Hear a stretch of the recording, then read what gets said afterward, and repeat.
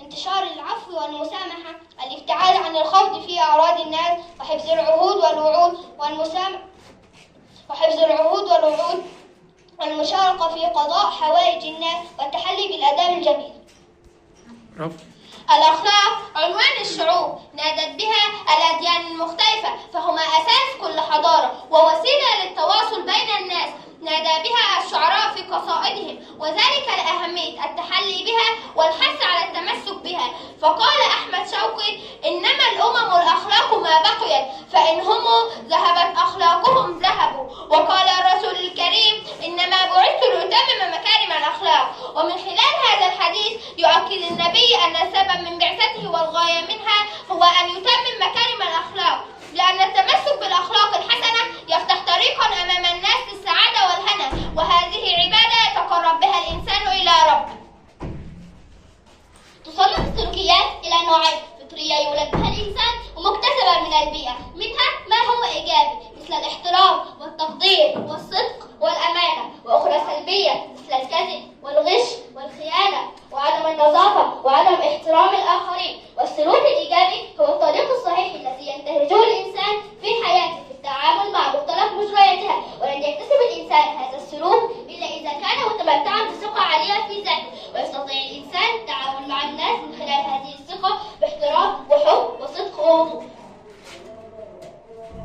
وما أجمل أن يتحلى شبابنا بهذه الأخلاق الكريمة، وخصوصا في زمن انتشرت فيه التكنولوجيا الحديثة بشكل كبير على هذا العالم، وحولته إلى بؤرة صغيرة أدى ذلك إلى تداخل العادات والثقافات الغربية إلى مجتمعاتنا العربية. لذلك يجب الحرص دائما على التحلي والتمسك بهذه الأخلاق الحميدة التي تحفظ شبابنا ومجتمعاتنا من الوقوع في المعاصي والجهل.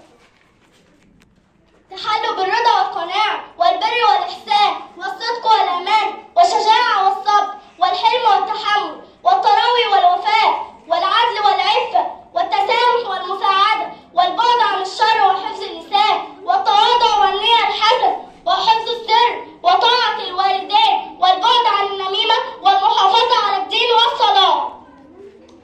ليس من المهم أن تكون مبهر، المهم أن تكون صادق وحقيقي، فإذا جاء الصدق جاء الإبهار، فأنت رائع. ويأتي بعد الصدق التواضع والشجاعة والكرم والصبر والتسامح والقوة. الأخلاق صفة من صفات الأنبياء والصالحين، فبها ننال الدرجات وترفع المقامات. الخلق الحسن جليس الرسول صلى الله عليه وسلم في الجنة.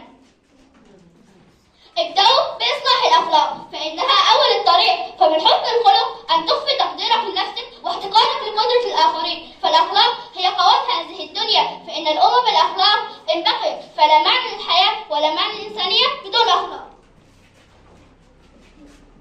من عاش صفرا من الأخلاق والأدب يحيا فقيرا ولو يمشي على الذهب.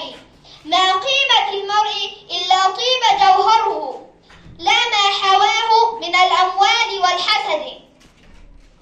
كونوا أثرياء بأخلاقكم، أغنياء بقناعتكم، كبارا بتواضعكم، فهكذا تعيشون ملوكا.